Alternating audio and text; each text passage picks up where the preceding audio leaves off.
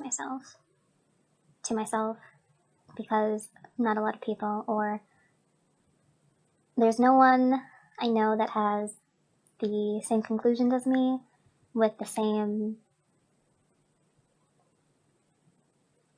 acceptance, I guess, because I'm not. Because even like the conspiracies, I think, are a story in a way. So I feel like I'm constantly, I wouldn't say I'm fake, but I play along with everyone's thoughts, and I'm good at agreeing or giving them more evidence for why they're right. And I don't know if they realize that even in my agreement, there's a part of me that's also thinking, like, well, in the end, it doesn't really matter.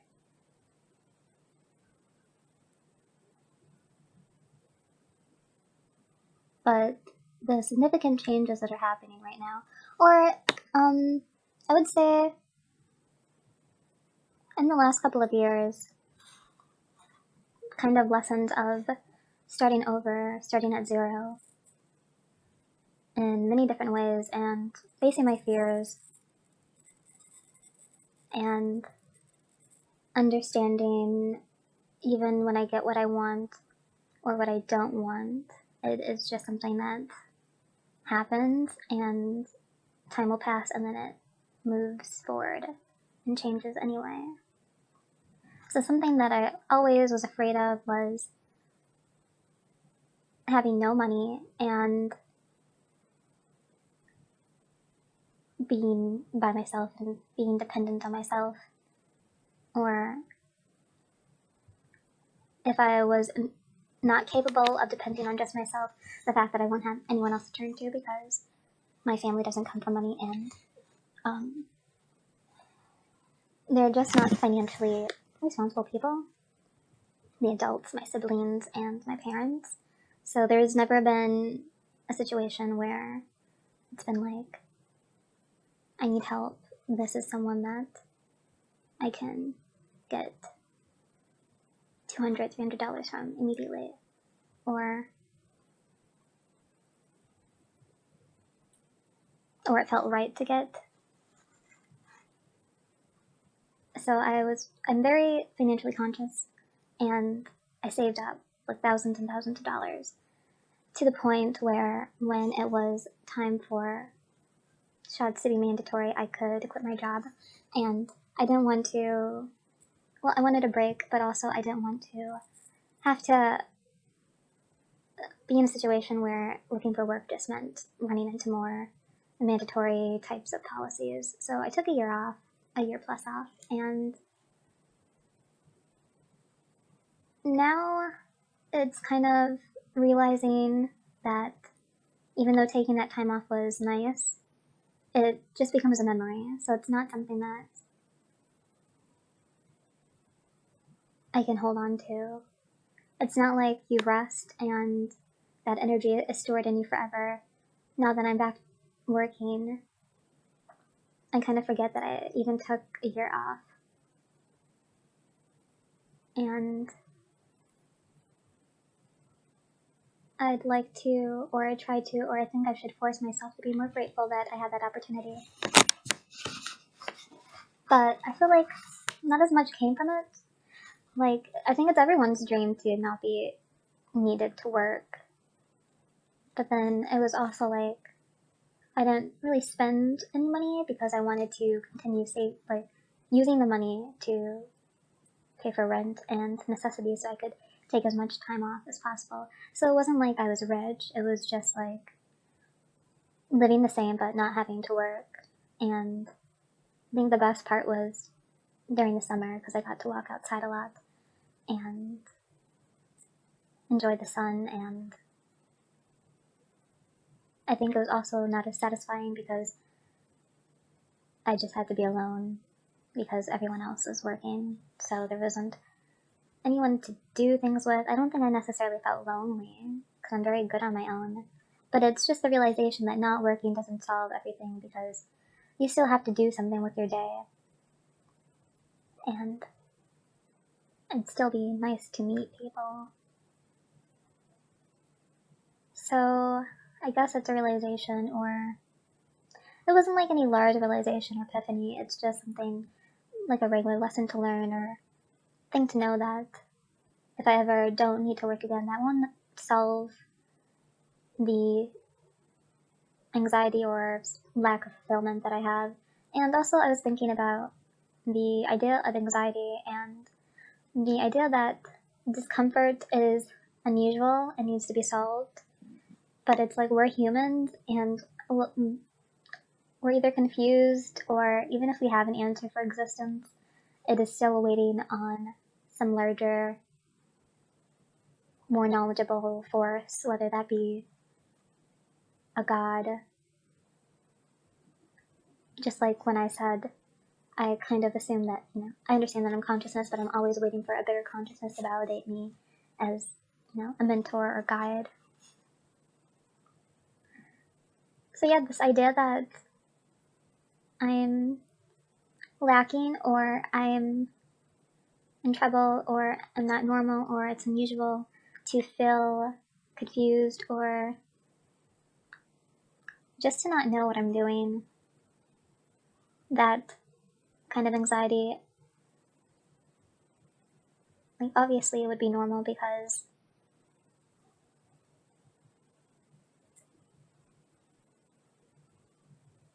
it just is. When you don't have an answer, of course you have anxiety. And I think I kind of messed up in assuming that there would be some healing point of being satisfied.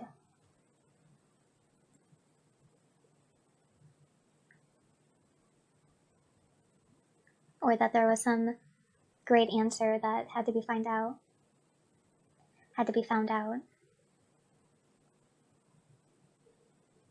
When if you just look at yourself from the basic biology perspective, it's like nothing needs to be figured out. You are just born to reproduce and survive.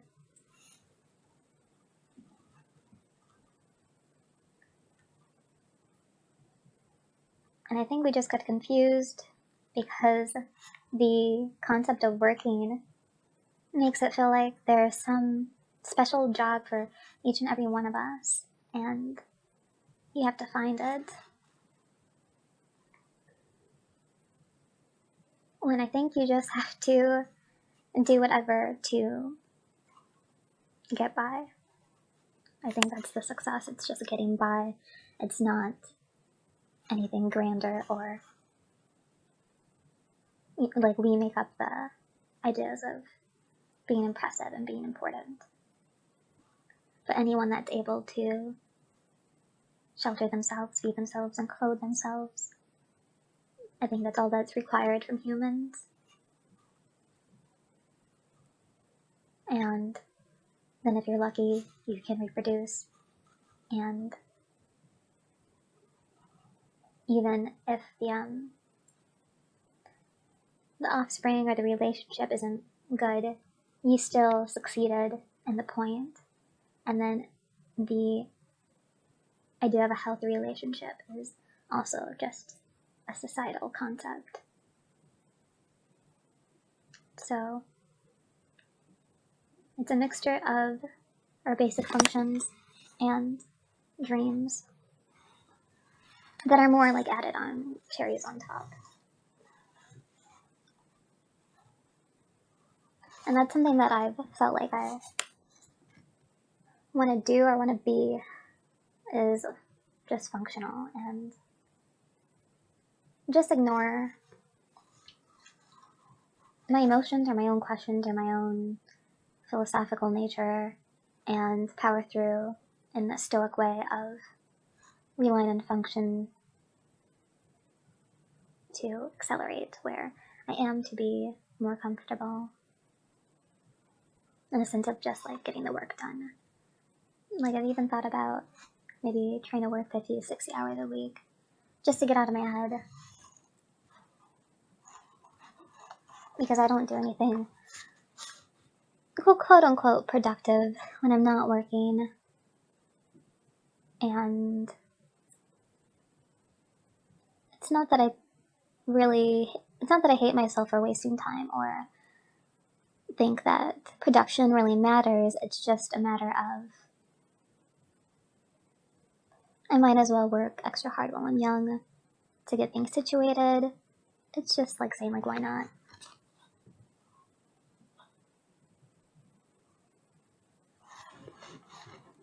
Like, I think 40 hours a week is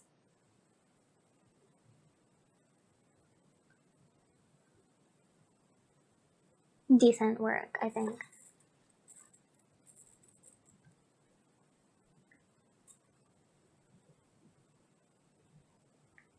I think that's enough time to warrant some sort of respect, regardless of the type of job, I guess. So I wouldn't put myself down and be like, you're not working hard enough.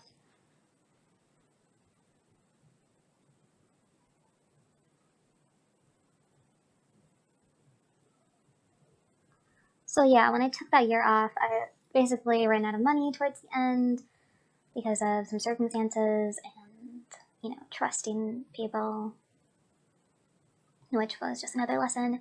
And then when I got back to work, I didn't feel as much. Maybe it's because I had already proved to myself that I could save that much, but I didn't feel as much anxiety as I had before when I first started saving. And I'd stayed at that job for a long time because I guess I had no sense of value and didn't believe I could ever get another job for some reason. But getting this job, like, I've already been looking for other jobs within 2 to 3 months because I realized that I can do interviews, I can be rejected, I can be hired, and it's not the end of the world. So I'm more apt and confident in making different decisions and moves, even if I don't have a lot of money saved. So my fear of having nothing has kind of been accomplished, and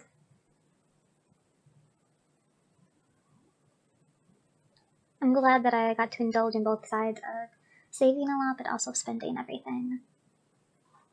And now that I've experienced that, I can balance it out. And then also just coming to terms with people's place in my life and the relationships that have been more so titles and not action. And that's like a parent that is your biological parent but has never parented, or a sibling that is your biological sibling but has never given as much as I've taken.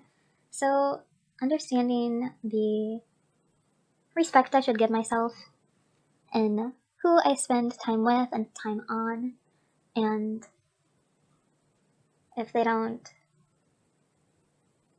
respect the relationship, I guess the title is non-existent, so I don't feel bad cutting them out.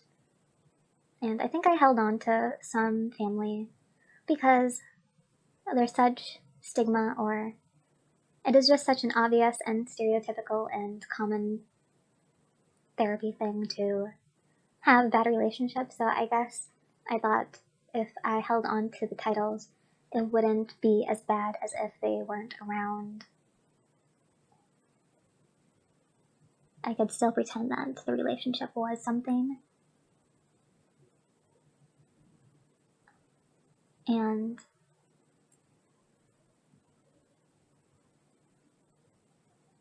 then I wouldn't have to be part of the narrative of being left or having to leave someone.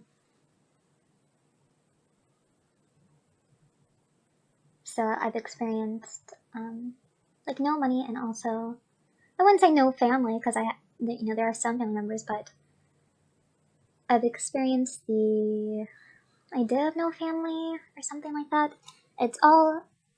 I've just been experiencing examples of the 0 point and having nothing in different ways. Like right now I'm getting rid of basically all my stuff. I think I'm gonna be down to just like the clothes I wear on a regular basis. And well, maybe 20, 30 like miscellaneous things like albums and stuff. And that is another experience of a kind of emptiness. Not only because I just want extra money, but also the idea of if I get rid of this stuff, emptiness begs to be filled. Like, what would fill it next?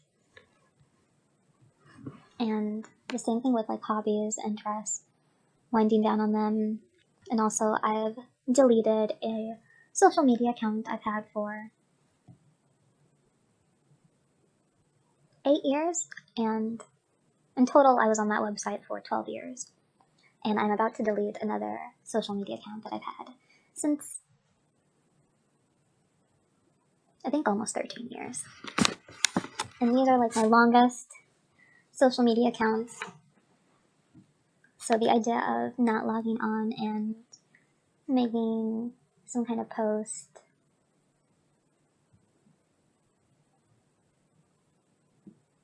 it'll be interesting to see what I do at that time and how my brain will kind of rewire itself.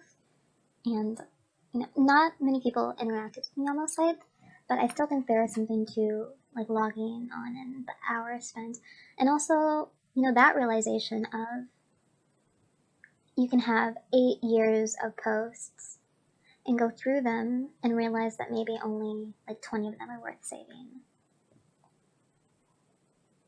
And I'm thankful and grateful for the things that I found on those sites and the kind of cultural awareness and knowledge that I've had, because it was very much like a college experience, I guess. Just the amount of different materials and content has made me feel like an interesting person.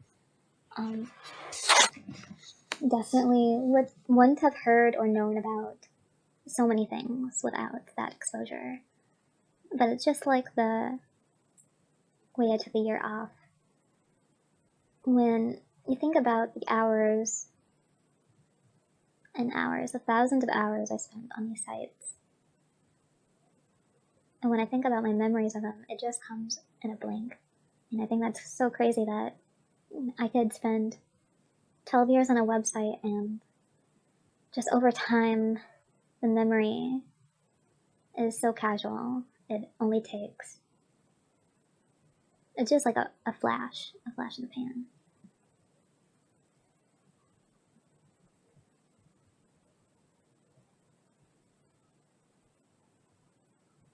So I guess it's like understanding the concept of time, or a new way of seeing time, and also of seeing where I put my attention and how much time it takes to go through all that, but then versus how much time it takes to remember it. And I know it's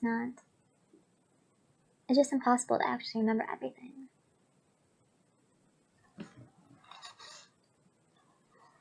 So in that sense, I'm like going down to zero in my social media presence, and in some ways that's like going down to zero in my thoughts, because my thoughts and what I've done have been so closely connected to getting online and seeing someone talk about a movie or share an album and then using that to jump in. Like if I'm not a part of that network, I don't really remember how to find things anymore. When I was a kid, we would listen to the radio, I would go to the library, and that's how you find books, just by checking something out, reading the back. It's crazy because like people still do that now, but I think I just switched over so hard and so completely that I can't remember normal ways of finding things, of being. So if I wanted to watch a movie, how would I find out like what movies are playing? I used to actually check the newspaper I mean, I can still go on YouTube. It's not a complete social media ban. Like, I'll definitely still be on YouTube, but I think just social media in the sense of messaging people. I don't know what I'm gonna do with my Instagram. I've archived most of the pictures. I mean, I don't use that as much either. It's just some of the people and some of the groups that I'd like to keep up with, or at least know if there's something significant happening. It's like they only do things online, and that's just it's how it is. Like, I'm trying to remember how everything worked like 10-15 years ago, and like, I guess I would hear about a tour on the radio, or I would see it announced in a magazine. I mean, I'm not planning on going to events next year, but I'm just brainstorming how I'm going to use my time now.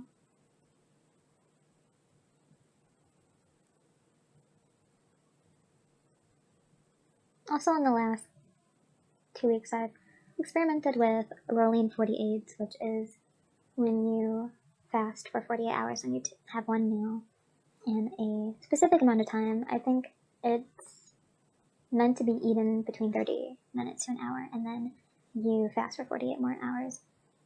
And that's another example of kind of bringing myself to the 0 point, like ground zero level of emptiness, and start over.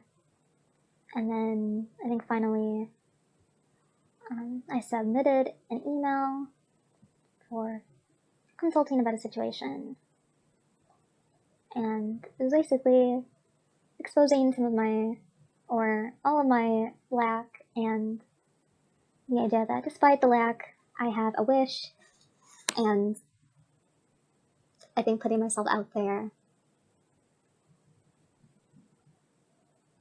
was a good way to kind of anonymously, but also publicly announce like my worst fears or the things I felt I would be judged for the most, and having people respond to them, and kind of understanding,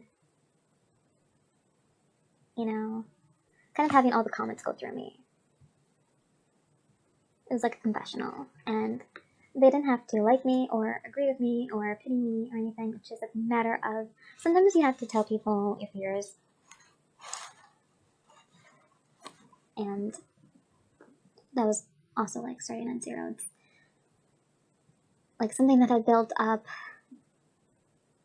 that I could let go of. And I'm not saying like I'm completely fine, but that's just another example. There's just several ways in which I felt like I've collapsed aspects of myself to understand everything I don't need or everything I can survive without, and the space that there is to build on or rebuild on. And being thankful that I have the sense of awareness to appreciate this and know it is a unique thing and a unique time, because in other instances when things have collapsed, it has felt very personal and brutal and like punishment. And this is more graceful, and like I'm the person in charge of getting rid of everything, and I'm letting myself take in the pain or the emotions, and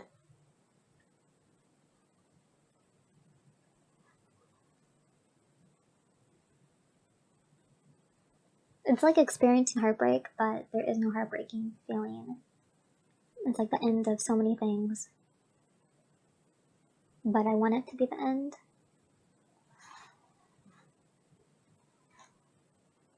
And it's not out of spite or like fuck you at life.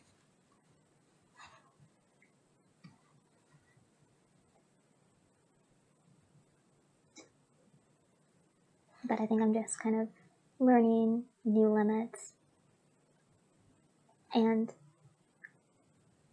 showing the universe that I am definitely ready for newness, in so many ways.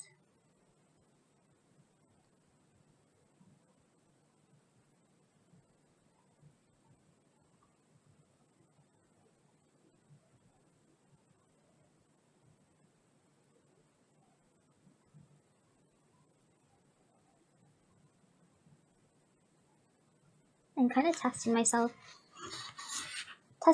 like, okay, I can shut this part off, I can turn this part on, I can switch this part. It's like some kind of Lego or customizable game where I'm trying to, you know, like Rubik's Cube, I'm turning myself around and not just accepting myself as like this solid thing. Because I think that's also where suffering comes into play. When you're the solid thing and you feel very like everything's personal.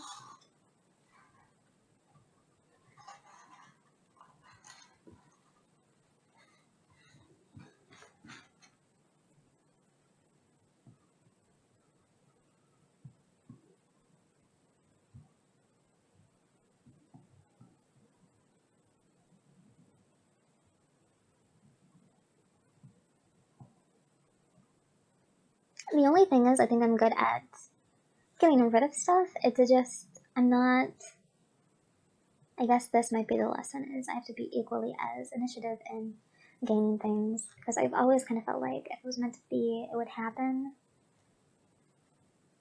And that's left a lot of like waiting for me. Like waiting for fate, waiting for fate, waiting for destiny. So when all this emptiness exists, will I purposely choose, or do I assume that the universe is going to provide by serendipity or something?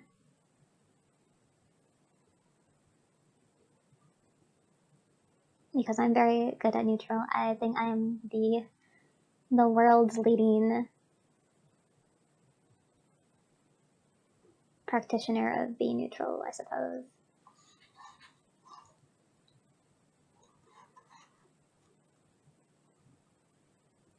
I'm not a person that has a huge sense of urgency or I'm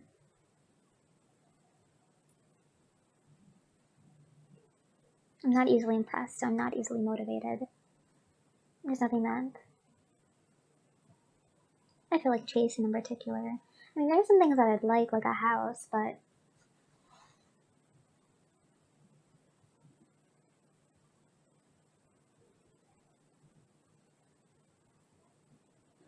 I just have never contained like a huge amount of drive, which could be considered a lack or fault, but then also like maybe I'm just meant, like maybe this is my superpower, like not caring. I feel like it is a talent because I'm so good at it. And you'd think it would hurt more. And I guess that's part of my waiting too. Like I wait and I think like at some point I'm just gonna snap because it will have to hurt so much that I can't live like this. I can't be this way anymore. But then it doesn't. And the breakdown happened more so because it doesn't. Because I'm just like, why am I okay with being this way? And mostly like being mediocre. Why am I okay with just surviving? Why don't I want what other people want?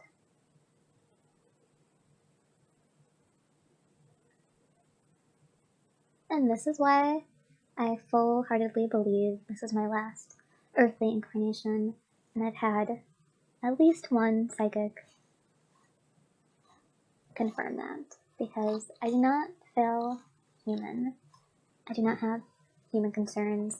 I'm not addicted to the life story. I'm not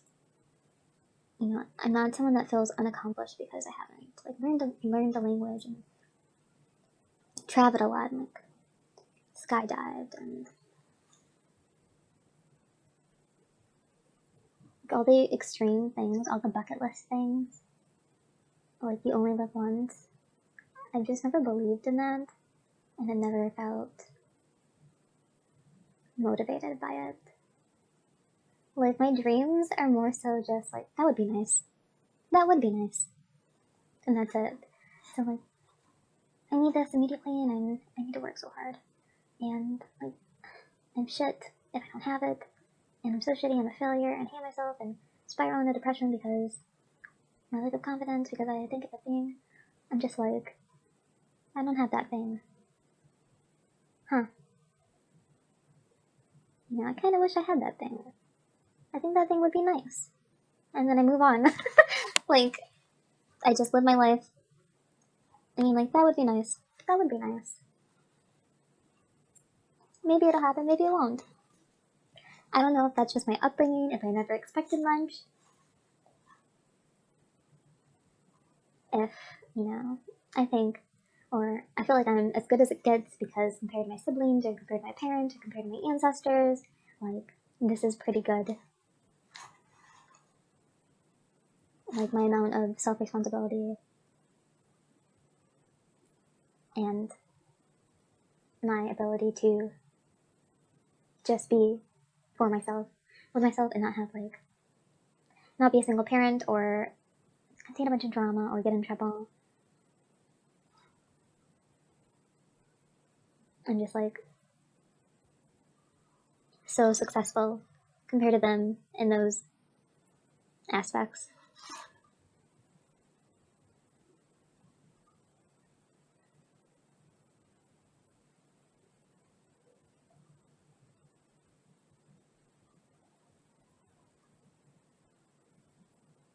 I don't even necessarily compare myself to others either, so,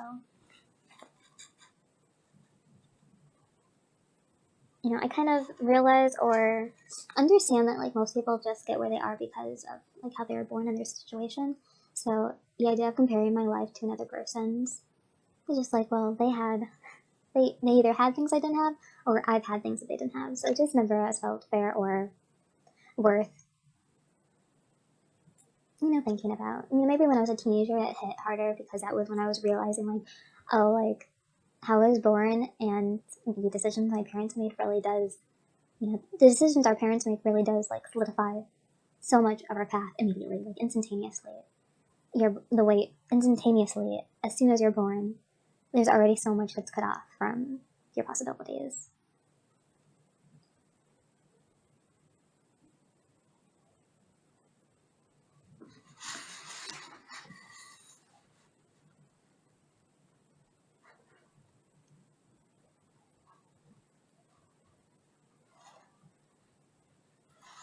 So it's kind of realizing, like, meritocracy doesn't exist.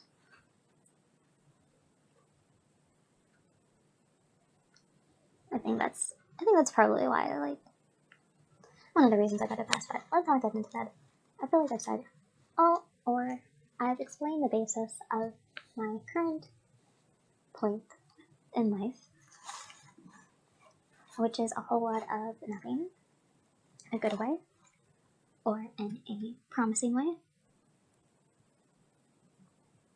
Like, when I think about this year, you know, a lot of people were kind of conditioned, or we have the habit of saying, like, this was a good year, this was a bad year. When I think about this year, it just doesn't even feel like a year. It doesn't feel like I can grade it because my reality is so far from, or so different, like, from what I think is, like, the collective reality, I guess. Like, I'm not watching the news. I don't believe in the news. I don't believe, you know, I'm not caring about the politics.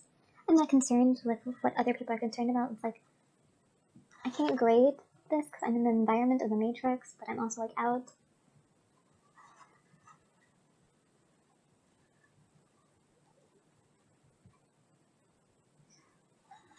Like, other years have felt like an actual year. It has felt like a life. I think this year just felt like I was in my head. And how can I grade my head?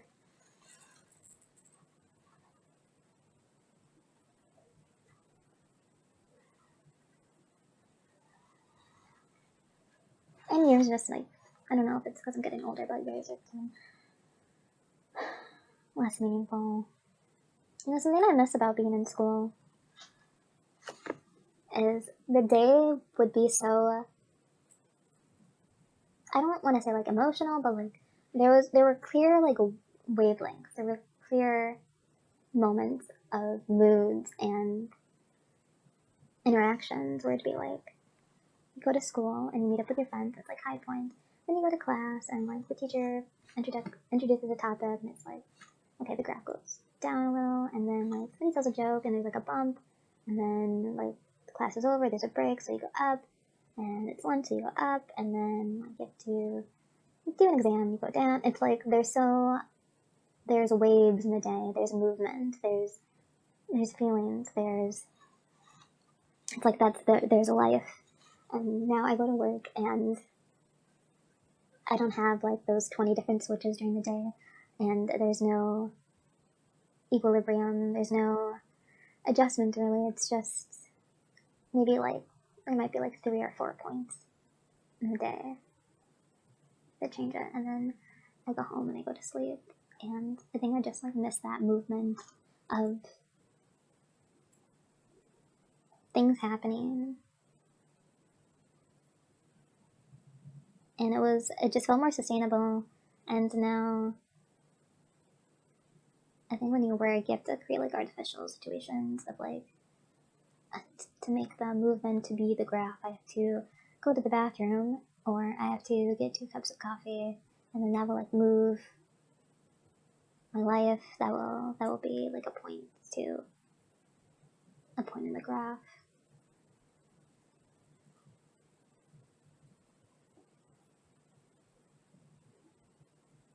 I miss the movement. I don't miss school, but I miss the movement.